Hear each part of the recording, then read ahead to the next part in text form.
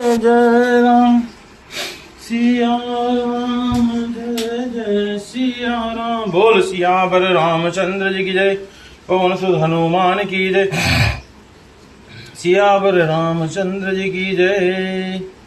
सिया राम जय जय राम। ससुर एतदुस अवध निवासु, प्रिय परिवार मातु समसासु, बिनु रघुपति पद पदु परागा, मोहि के हो सपने सुखद न लागा। अगम पंत बन भूमि पहारा, कहरी कहरी सर सरित अपारा। कोल किरात कुरंग बिहंगा, मोहि सब सुखद प्राण प्रतिसंगा। सास ससुर सन मोरी हुती, विनय करी परिपाय। मोर सोचु जन कये कछु, मैं बन सुखी सुभाय। सियावर राम जय जय राम। प्राणनाथ प्रिय देवर साता, बिरधुरी न धर धनु भाता। नहीं मग श्रम श्रम भ्रम दुख मन मोरे, में लागी सोचू करीब जनि भोरे। सुनि सुमंत्र सिय शीतली बानी, भयो विकल जनु फली मनि हानि। नन सूझ नहीं सुनय न काना, कहि न सकय कछु अति कुलाना। राम प्रबोध कीन बधु भांति, तद बिहोई तिनहि शीतली छाती। जनत अनेक सात हित कीने, उचित उतर रघुनंदन दीने। मेटी जाय नहीं राम जड़ाई, कठिन कर्म गति कछु न बसाई। राम लखन सिय पद सिरुनाई, फिरे बनिक जीमी मुर गवाई। रथु हाँ केऊ है राम तन, हेरी हेरी हई नाई। देखी निषाद विषाद बस, धुनई शीस पछताई। सियावर राम जय जय राम। जासु वियोग विकल पशु ऐसे, प्रजा मातु पितु जिये कैसे। बरबस राम सुमंत पठाए, सुरसर तीर आप तब आए। माँ की नावन केवट आना, कहे तुम्हार परम में जाना। चरण कमल रज कहु सबु कहे, मानुष करणी मुरि कछु आए। छुअत शिला भई नई सुहाई, नारी सुहाई। पाहन तेन काट कठिनाई। तरनी मुनि घरिनी होई जाई, बाट परई मोरी न उड़ाई। यही प्रतिपालों सब परिवारा, नहीं जानो कछु और कबारू। जो प्रभु पार अवसिगा, छऊ मोई पद पदम पखारन कहूं। पद कमल धोई चढ़ाई, नावन नाथ उतराई। चहो मोहि राम राउरियान, दशरथ सपत सब साची कहो। बरु तीर मारहु लखन पे, जब लगिन पाय पखारियो।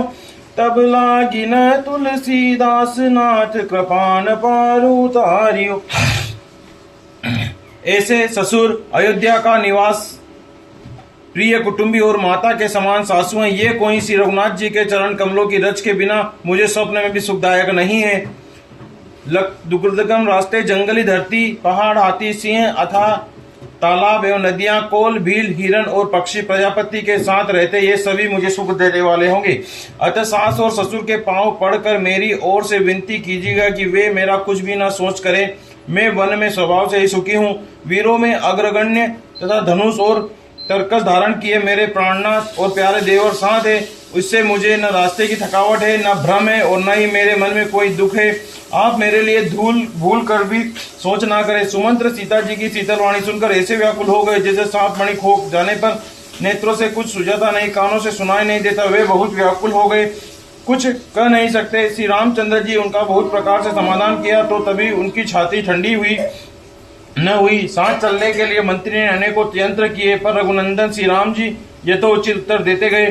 श्री राम जी की आज्ञा मेटी नहीं जा सकती, कर्म की गति कठिन है, उस पर कुछ भी वश नहीं चलता। श्री राम जी, लक्ष्मण जी और सीता जी के चरणों में सिर नवाकर सुमंत्र इस तरह लौटे, जैसे कोई व्यापारी अपना मूलधन गंवा कर लौटे। सुमंत्र ने रथ को हाँका, घोड़े श्री रामचंद्र जी की ओर देख देख कर हिनहिनाते। यह देख कर निषाद लोग विषाद के वश होकर सिर धुन कर पछताते हैं। जिनके वियोग में पशु इस प्रकार व्याकुल है, उनके वियोग में प्रजा, माता और पिता कैसे जीते रहेंगे। श्री रामचंद्र जी जबरदस्ती सुमंत्र को लौटाया, तब आप गंगा जी के तीर पर आए। श्री राम जी ने केवट से नाव मांगी, पर वह लाता नहीं। वह कहने लगा, मैंने तुम्हारे मर्म जान लिए। तुम्हारे चरण कमलों की धूल के लिए सब लोग कहते हैं कि वह मनुष्य बना देने वाली कोई जड़ी है, जिसके छूते पत्थर की शिला सुंदरी स्त्री हो गई।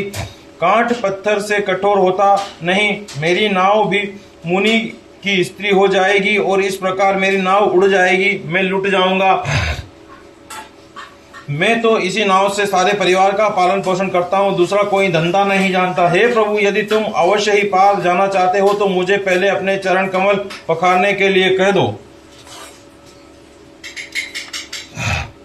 हे नाथ, मैं चरण कमल धोकर आप लोगों को नाव पर चढ़ा लूंगा। मैं आपसे कुछ उतराई नहीं चाहता। हे राम, मुझे आपकी धुलाई और दशरथ जी की सौगंध है, मैं सब सच सच कहता हूँ। लक्ष्मण भले ही मुझे तीर मारे, पर जब तक मैं पैरों को पखार न लूंगा तब तक हे तुलसीदास नाथ, हे कृपालु, मैं पार नहीं उतारूंगा।